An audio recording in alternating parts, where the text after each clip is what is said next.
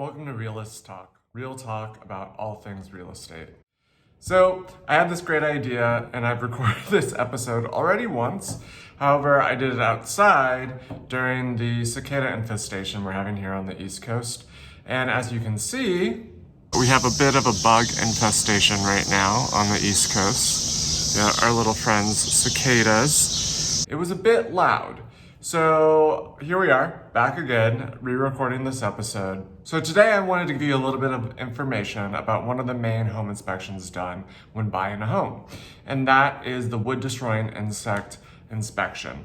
The wood destroying insect inspection, or commonly called the termite inspection, is done on basically any building that has any wood within the structure. While this inspection may not be required by the state that you live in, most lenders will require this inspection. And honestly, if you have any wood in the home or property that you're buying, it's a good idea to have it inspected. First, let's talk about the different kinds of wood destroying insects that inspectors go out and look for. Let's talk about termites. Termites live underground and feed on wood. They prefer wood that is moist or damp, and they really don't have a preference for a particular tree species over another. There's also a species of termites, drywood termites, which, as the name suggests, prefer to feed on dry wood. These are much more rare, but they have been found in Virginia and states along the Gulf Coast, as well as California. Termites can be active year-round, but typically swarm in the spring and summer months. Next up, we have carpenter ants, and as the name suggests, these ants build homes in wooden structures. Carpenter ants do not eat wood, but they also prefer moisture, damp wood in which they build their homes and raise their young. Carpenter ants eat other insects as well as an insect product called honeydew, which is like a sweet water when they're found outdoors. When carpenter ants are found indoors, they could feed on things such as pet food. They have even been found to feed on meat, as well as other sweet objects in a home. Another insect that inspectors will look for are carpenter bees. Carpenter bees are actually really important native pollinators across the United States. And like their counterpart, the carpenter ants, they build homes in wet wood and they do not eat this wood. They eat nectar and pollen. Last but not least, we have wood-boring beetles.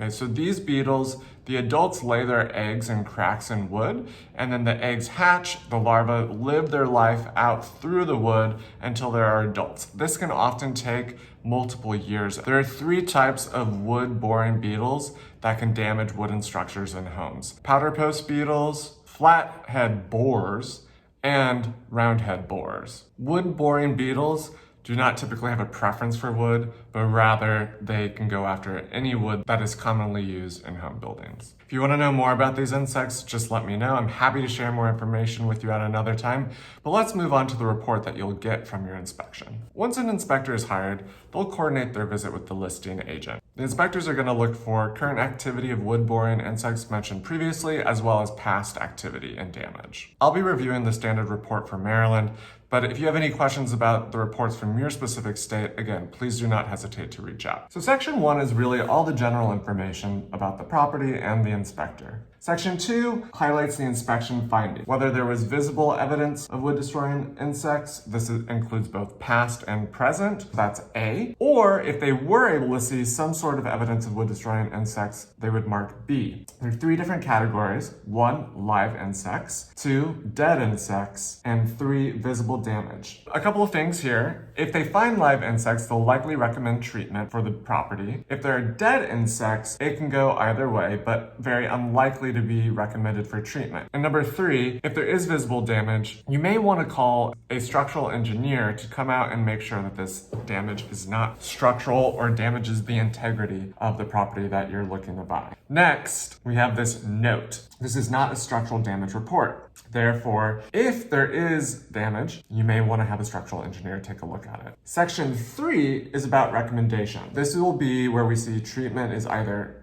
recommended or not. Section 4 is all about where the inspection took place and where access was limited for the inspector. In Section 5, additional comments Typically what I see from inspectors is that this is not a warranty. And because things that were mentioned previously, like limited access, knowledge of structural issues, they often will put a comment in here, there's no warranty guaranteed here.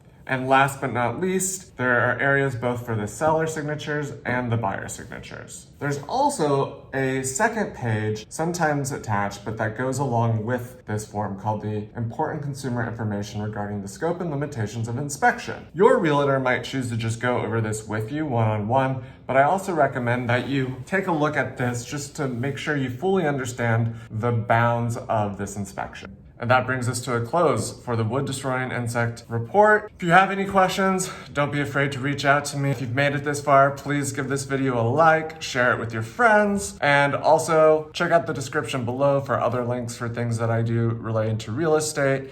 And if you're in Maryland and you have specific real estate questions about buying or selling, don't hesitate to reach out to me. It's been real. See you next time.